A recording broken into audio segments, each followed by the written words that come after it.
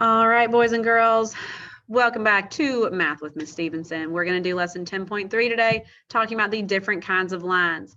Again, we talked about these lines on Friday last week with our vocabulary lessons, so this should not be new to you. It should be more of a review, and we'll just go a little bit more in depth today. So we've got intersecting lines, which are lines in a plane that cross at exactly one point, and intersecting lines just form right angles, okay? So, or form four angles, not right angles. So we've got our two lines here that are intersecting or crossing at point X. We would read it and say line HI intersects line JK at point X. And this is how you would write it. Your line symbol above HI and JK intersect at point X. And then we've got parallel lines, which are lines that are always the same distance apart and they will never intersect or never cross. So notice how line DE and line FG are just going, they're the same distance apart the whole way. They are not getting closer to each other and they will never cross. So line DE is parallel to line FG. And this symbol right here is what stands for parallel to, okay? It looks like this if you can't really see it. So when you see that symbol, it means those two lines are parallel to each other. And then we've got perpendicular lines that intersect to form four right angles. So if they intersect and they form four right angles, we call them perpendicular lines, not just intersecting lines, okay? Notice how intersecting lines do not form right angles, but only perpendicular lines do, okay? We would say line LM is perpendicular to line NO, and this is the symbol for perpendicular. It's an upside down T because it has those right angles that is formed. So if you see this symbol, that means that those two lines are going to be perpendicular to each other and are going to cross and form four right angles. All right, so let's look at some examples. So we're going to look at this figure right here. They want us to name pairs of lines that are perpendicular. So remember, perpendicular lines form right angles. So looking here at this figure, what lines do you see that form a right angle? Very good. Right here, you see that square corner. So we've got this line here, which is line FJ. And it is perpendicular to, what line is crossing line FJ? Very good, this line right here, line HG. So line FJ is perpendicular to line HG. All right, now they want us to name a pair of lines that appear to be parallel. Remember, parallel means they are never going to cross each other. So let's look here at this shape for just a second and see if we can find some lines that are parallel to each other. All righty. I see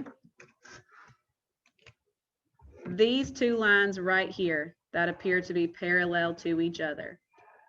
I don't think they're ever going to cross. We've got line DC. And remember, parallel to symbol looks like this. And it is parallel to which line? Very good, line FJ. Notice here that line AB crosses through three lines. Line HG crosses a line. Line FJ crosses a line, and so does line DC. So they've got to pick the lines that do not cross over one another. So line DC is parallel to line HJ. If we were to continue on forever and ever, they would never cross.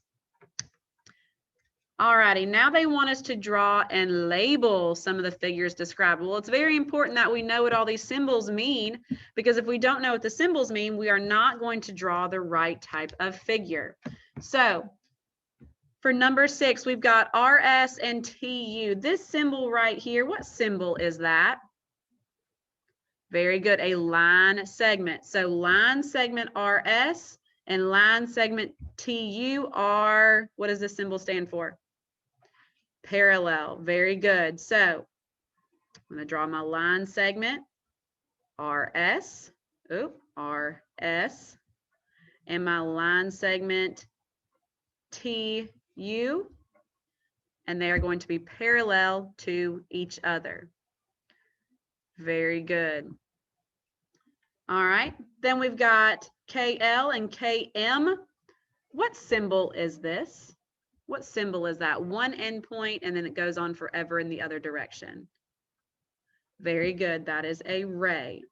So I'm going to put my endpoint and my arrow going on and on in one direction. Now notice they share a letter, KL and KM. So I'm going to go ahead and put that K right there. Put my L here. And if they share an endpoint, that means that other ray has to come off of that point as well. What did they form when I connected the two rays together? An angle. Very good. They formed an angle. All right, let's look at number 8. What does this symbol mean right here? An upside down T. Very good. That means perpendicular, which means they are going to cross and form 4 right angles. So we've got this symbol here. There's no arrows, so that means it is a line segment. Very good. So I'm going to have line segment CD, and perpendicular means they're going to have to form like a cross. Perpendicular lines, I always think of a cross. All right, and then we've got DE. And there they have formed the 4 right angles.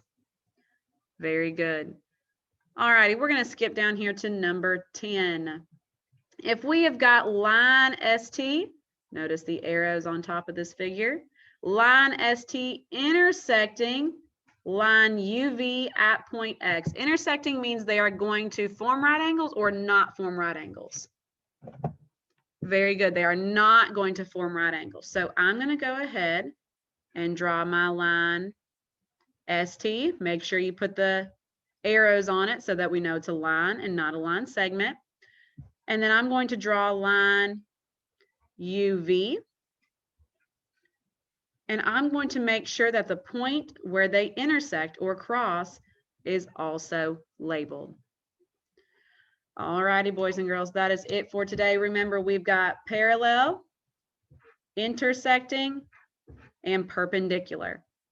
So make sure that you go back through this lesson if you need to as a reminder for your assignment, and I will see you tomorrow. Have a great day.